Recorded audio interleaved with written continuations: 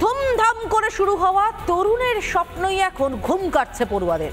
জেলায় জেলায় ট্যাবের টাকা উধাও। তদন্তে নেমে একাধিক ব্যক্তিকে গ্রেফতার করলো পুলিশ।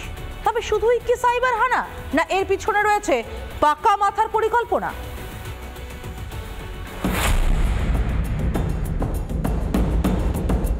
জেলায় জেলায় উধাও ট্যাবের টাকা, একাধিক জেলায় তরুণের স্বপ্নে সাইবার হানা, লুণ্ঠিত রাজ্যের কোষাগার, গায়েব লক্ষ লক্ষ টাকা। এই মুহূর্তে আমি রয়েছি ভগবানপুর কেবিএস উচ্চ বিদ্যালয় এবং এই ভগবানপুর কেবিএস উচ্চ বিদ্যালয়ের যিনি চুক্তিভিত্তিক কম্পিউটার শিক্ষক রকি শেখ, তাকে ট্যাব কেলেঙ্কারি মামলায় ইতিমধ্যেই গ্রেপ্তার করা হয়েছে। বিদ্যালয়েরই কম্পিউটার শিক্ষক রকি শেখের গ্রেফতারির হতবাক বিদ্যালয়ের সকলেই। রকি শেখ 2021 সালে এখানে চুক্তিভিত্তিক শিক্ষক হিসাবে জয়েন করার পরে তিনি ঠিকভাবে স্কুলে কম্পিউটারে ক্লাস করাতেন, ঠিকভাবে ক্লাস করতেন, ঠিক টাইমে আসতেন, ঠিক সময় যেতেন। তো তার এই বিষয়ে আমরা কিন্তু সবাই কিন্তু অবাক হয়ে গেছি।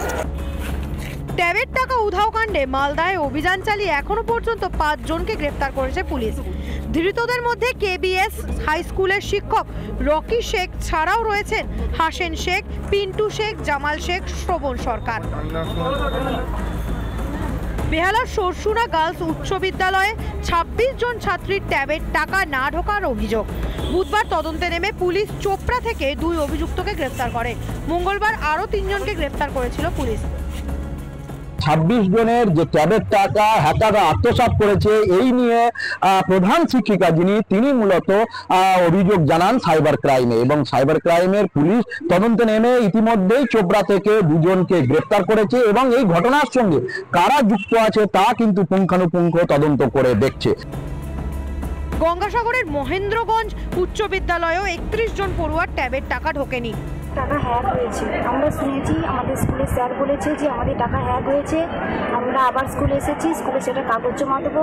জমা দেওয়ার পর স্যার বলেছে আবার কিছুদিনের মধ্যে আমাদের টাকা ঢুকতে পারে। আমাদের বলেছে যে 5 তারিখ ঢুকবে, 25 তারিখ ঢুকবে, এরকম করে বলেছে। তারপর আমাদের টাকা এখনো ঢুকেনি। অনেকে পেয়েছে, আর ওই 30-31 জন মতন পাইনি এখনো। গঙ্গাসাগর থানায় লিখিত অভিযোগ দায়ের করে স্কুল কর্তৃপক্ষ। আমাদের বিদ্যালয়ে 261 জন ছাত্রছাত্রীর মধ্যে 31 জন ছাত্রছাত্রীর ব্যাপারটা এরকম হয়েছে। এই বিষয়ে আমরা প্রশাসনকে জানিয়েছি, সাগর থানায় জানানো হয়েছে, এফআইআর করা হয়েছে এবং তারা তদন্ত করবেন। বাদ যায়নি বীরভূমও, সেখানেও 17টি স্কুলের 89 জন পড়ুয়ার অ্যাকাউন্টে ঢোকেনি ট্যাবের টাকা। স্কুল পরিদর্শকের তরফে স্কুল কর্তৃপক্ষকে সাইবার ক্রাইম বিভাগে যোগাযোগ করার নির্দেশ। পাশাপাশি জেলা শিক্ষা দপ্তর থেকেও ব্যাংকগুলিকে চিঠি দেওয়া হয়েছে। 89 জন স্টুডেন্ট, তাদের টাকা ব্যাংকের অ্যাকাউন্টে ক্রেডিট হয়নি। আমাদের একটা রিকভারি করার ব্যবস্থা হচ্ছে, ব্যাংকগুলোতে আমরা চিঠি দিচ্ছি যাতে করে, এবং হেড অফ অ্যাকাউন্ট একটা আমাদের গভর্নমেন্ট থেকে প্রোভাইড করা হয়েছে, ওই অ্যাকাউন্টে ব্যাংক টাকাটা রিটার্ন করিয়ে দেবে। আর ইমিডিয়েট স্টুডেন্টরা যারা ডিপ্রাইভড হয়েছে তারা যাতে টাকাটা পায়, সেই ব্যাপারে আমরা খুব শিগগিরই তাদের অ্যাকাউন্টে টাকাটা দিয়ে দেওয়ার ব্যবস্থা আছে।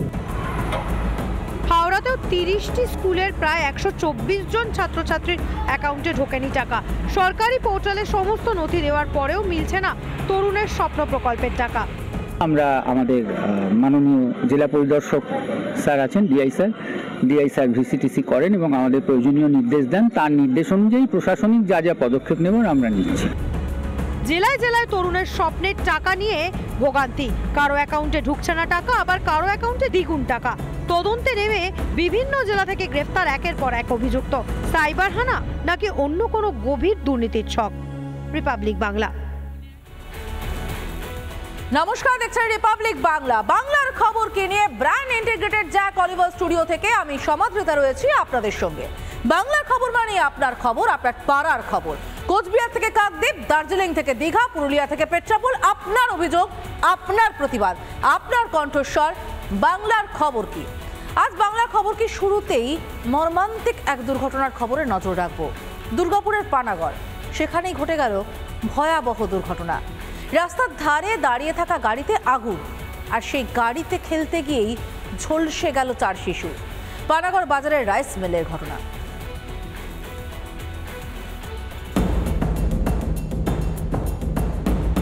পানাগড় বাজারের রাইস মিল রোডে হুলস্থুল কাণ্ড।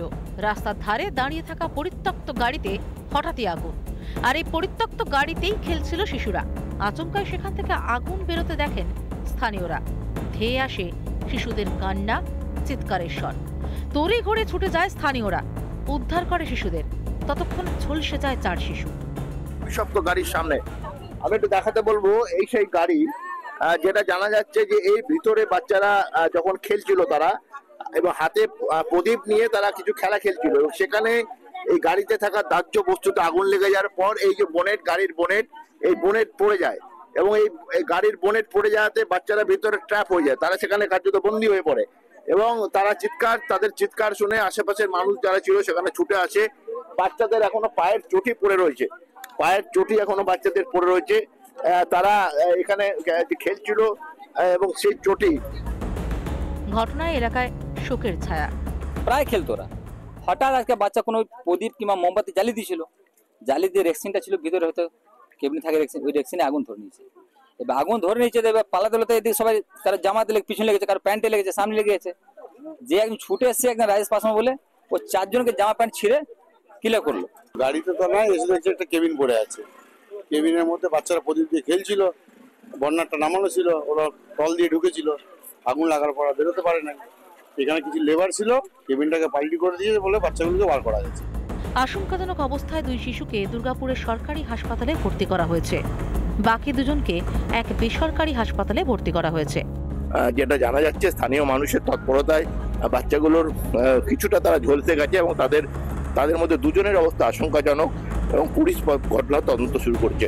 ক্যামেরা দেবাশীর সঙ্গে রমেন মজুমদারের রিপোর্ট, রিপাবলিক বাংলা, পানাগড়। নানা ধরনের কন্টেন্ট দেখার জন্য লাইক করুন, শেয়ার করুন আমাদের ফেসবুক পেজ, সাবস্ক্রাইব করুন আমাদের ইউটিউব চ্যানেল। পাশাপাশি অন্যান্য ব্রেকিং নিউজের জন্য অবশ্যই চোখ রাখুন রিপাবলিক বাংলায়।